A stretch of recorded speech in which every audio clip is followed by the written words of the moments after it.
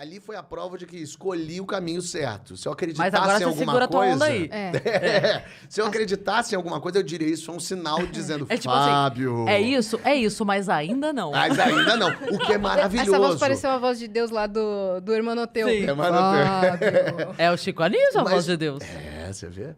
E aí, mas foi a melhor coisa do mundo, porque realmente, assim, seria péssimo que ali eu fosse, porque eu não sabia escrever. Eu não era ator, eu não tinha nada, eu só tinha muita vontade. Então foi a melhor coisa que aconteceu foi eu me formar na escola de teatro, 3 anos e meio estudando, conhecer gente, porque eu não conhecia ninguém no Rio. Você acha que se você tivesse entrado naquele momento, se tivesse dado uma louca nela e falado, vem, você acha que você poderia ter se queimado e ter desperdiçado uma chance? Provavelmente, porque eu era muito cru ali, eu não tinha... Não sei o quanto também eu tinha uma... A gente tem o vício da juventude, da verdade, da entrega, que é muito sedutor. Assim, quando você vê uma pessoa muito verdadeira, querendo fazer aquilo com muita vontade, a gente fica meio seduzido mesmo por aquilo. Nossa, que interessante aquilo. Mas eu não tinha muito para oferecer mesmo. Na verdade, eu fui começando a aprender a escrever quando eu entrei na escola de teatro. Porque daí eu comecei a escrever uns esquetes, eu comecei a escrever umas coisas loucas. Tive contato com teatro, comecei a ir a peças, a ler peças. A Cal é referência, né? A Cal é totalmente referência, os professores incríveis. Aí eu conheço o Marcos Magela, é da minha turma. Então a gente começa a fazer umas coisas juntos e de repente eu encontro o Paulo Gustavo. E aí a minha turma era eu, o Magela e o Paulo Gustavo. E aí a gente começa a fazer palhaçada, a gente fica junto. E aí a gente começa a ficar um na casa do outro e fazer as nossas maluquices. Eu vi o vídeo que você postou. Na época que ele estava internado, eu vi o vídeo que você postou de vocês zoando. Aquilo foi muito engraçado. Vocês na casa ali zoando. Nossa, aquilo foi muito engraçado. E aí eu comecei a escrever pra mim e pro Paulo, porque o Marquinhos repetiu de ano. E o Marquinhos não acordava, ele não ia nos nossos ensaios. O Marquinhos era uma maravilha. E aí eu e o Paulo comecei a escrever. Eu ia pra noite, a gente estudava à noite, eu levava os escritos, porque não tinha WhatsApp. Então eu imprimia em casa e chegava lá, Paulo, olha o que eu escrevi pra gente. Você é uma advogada com hipocondríaca e eu sou um mendigo, vai. E aí o Paulo lia ali na hora, a turma juntava pra ler e a gente fazia umas leituras e o Paulo falava, não, isso aqui tem que ser desse jeito. Eu mexia para no dia seguinte levar e a gente começava a trocar umas ideias e gravar umas coisas de esquete. E eu escrevia tanto esquete que daí umas outras... Porque daí eu e o Paulo viramos meio um acontecimento na escola. Porque eram os meninos engraçados, que estavam o tempo todo fazendo alguma coisa. Então as pessoas começaram, as outras turmas que tinham acabado de entrar, começaram a querer fazer textos meus. Então eu escrevi uns esquetes para as turmas de teatro. Caramba! E eu era um aluno, então foi um acontecimento. Então isso foi uma maravilha, conhecer essa gente toda. E aí eu me formo na escola de teatro em 2005, com o Paulo, fazendo a mesma peça que o Paulo, fazendo o mesmo personagem. Eu fazia o João Ternura jovem e ele era o João Ternura que estava num limbo. Fiquei até emocionado agora. Porque a mulher era muito... Foi muito esquisito o que aconteceu esse ano. E o Paulo fazia esse personagem, era muito curioso, porque a gente não contracenava, porque ele era eu do limbo, esse João Ternura que já estava num outro lugar. E eu lembro que eles passavam um pelo outro se olhando assim, mas o Paulo era um filho da puta, ele ficava no coxia, e ele ficava me fazendo rir, porque tinha uma atriz que fazia comigo, que tinha uma hora que ela tirava a roupa, ficava pelada na minha frente, ficava o Paulo atrás, sacaneando. Ela não via, era só me sacaneando.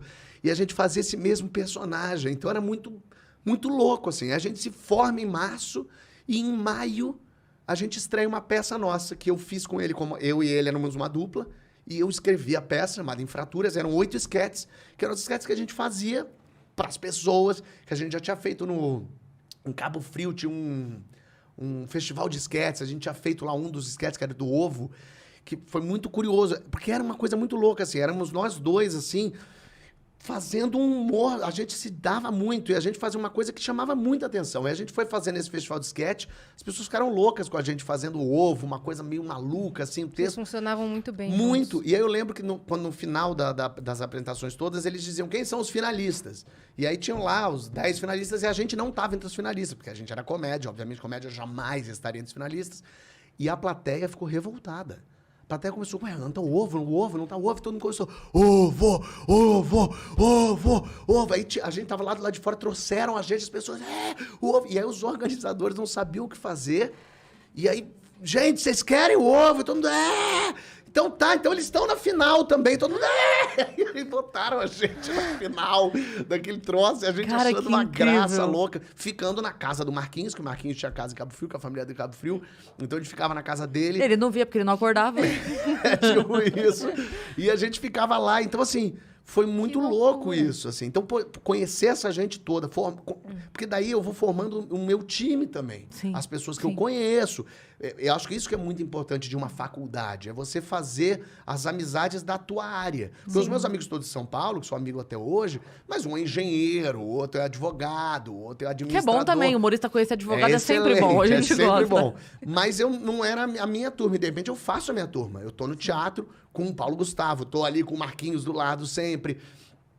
E conhecendo gente. E quem estuda teatro geralmente é porque realmente vai seguir naquilo. Médio, sabia que não? A gente, na nossa turma, provavelmente 70% um era dentista, um era médico, um era não sei o quê.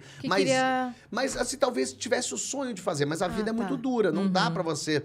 Eu tive a sorte, eu era super privilegiado. Eu morei na casa da minha tia, não precisei pagar conta nenhuma. Meus tios pagavam todas as contas pra mim. Então eu podia ficar escrevendo esquetes de madrugada, e acordar tarde, fazer cursos e ficar fazendo maluquice com o Paulo Gustavo, entendeu? E uma outra coisa que acontece também é que, diferente de outras profissões, o ator mediano, o artista mediano, ele não consegue se sustentar tão bem. O que eu digo assim, um dentista pica, ok, ele vai ser muito pica, mas um dentista mediano, ele se sustenta legal. O artista é mais difícil se sustentar. Ele Sendo mediano. aí. Exato, ele vai fazer, mas é muito mais difícil, né? Então, quando você conhece gente, é uma maravilha. É uma porque maravilha. Você conhece... Geralmente, quando eu vou assistir peça, eu adoro assistir peça de teatro, mas 80% de peças de teatro são horríveis. É horrível o teatro. Mas eu amo, eu sento na primeira fila, eu gosto até do sofrimento. E aí, geralmente... É gostoso mesmo, né? Eu amo. Você gosta de ver Open Mic? Como é que é? Open Mic, você gosta de assistir? Eu fico aflição. Você fica mal, eu fico com aflição. Me dá agonia, mas eu vejo. Mas aí, quando você vê uma peça e tem uma pessoa muito ruim fazendo, muito ruim, não tenha dúvida, ela é a dona do espetáculo. Ela é essa pessoa... Ela se botou ali. Ela se botou, com certeza. Ela que juntou aquela gente, ela que tem o espírito empreendedor. Então, eu respeito por aí. Mas, geralmente, é horrível, a pessoa é horrível. o espírito empreendedor. Porque, no fim das contas, ela só tem que ir lá lutar pelas vontades e os sonhos dela. E aí, eu fiquei 1 ano em cartaz com o Paulo, a gente fazendo um fracasso retumbante, lógico, ninguém ia assistir 2 moleques que ninguém sabe quem são, e aí, mais a gente aprendendo ali, a gente meio junto, a gente meio brigava, e aí ficava meio separado, depois voltava, e aí a gente ficou esse 1 ano em cartaz, e o Paulo começou a escrever um projeto chamado Minha Mãe é uma Peça, e o Maurício Sherman foi assistir a espetáculo e me chamou para escrever para Globo. Então, no fim desse 1 ano que a gente ficou em cartaz, foi quando o Paulo foi fazer Minha Mãe é uma Peça, e eu fui escrever para Globo. E aí, os nossos caminhos tomaram outros rumos. Assim, lógico. 2006? Isso foi 2006. E aí em 2006, o Paulo começa a ensaiar a peça. Eu fui no ensaio geral, imagina, eu era muito amigo. Eu li a peça e tal. E eu fui lá escrever. E em 2006, foi quando eu estava já uns 6 meses lá no Zorra Total, escrevendo Zorra Total, que foi um momento que eu odiava assistir o Zorra Total. Eu achava muito ruim aquilo. Eu não tinha a menor graça. Eu tinha até uma raiva daquilo. Mas aí quis o destino falar, você tem raiva, não quer escrever aqui não, Melinda? E aí eu pensei, talvez seja um bom lugar para eu entrar na Globo, ganhar meu dinheiro finalmente, poder exercitar. Porque quando a gente ainda é jovem, a gente tem uma prepotência de achar que a gente é o melhor, que a gente escreve maravilhosamente bem. E foi no Zorra, que tinham ali 25 roteiristas, que eu descobri como escrever em grupo. Como respeitar o outro. Porque quando você acha que você tem a melhor ideia, aí você descobre que tem pessoas que têm ideias melhores que a sua, tem pessoas que pegam a sua ideia e melhoram ela. Vocês escrevem em grupo pro mesmo quadro? Pro mesmo quadro. A gente escrevia, todo mundo dava ideias, e aí iam 3, 4 para o mesmo quadro. E aí escrevia Lady Kate, escrevia... Na verdade, quem vai escrever o quadro, ele só desenvolve a ideia que foi tida meio que na reunião do grupo, né? Exato. E aí eu tomava sempre... Eu tinha 21 anos, ali 22. Eu tomava a frente do computador, que eu sempre fui meio metido a organizar as coisas, sempre fui meio produtor. Mas eu tinha uma velocidade de ouvir todo mundo falando e colocando ali no computador as ideias de todo mundo. E fui aprendendo que tem dia que você não tem ideia boa e que os outros têm ideia melhor. Tem ideias horríveis do outro que você não pode falar, mas isso é um lixo. Você tem que... Como é que eu tiro desse pântano a florzinha? Como é que eu reciclo isso? Isso, mas é um super aprendizado. Assim.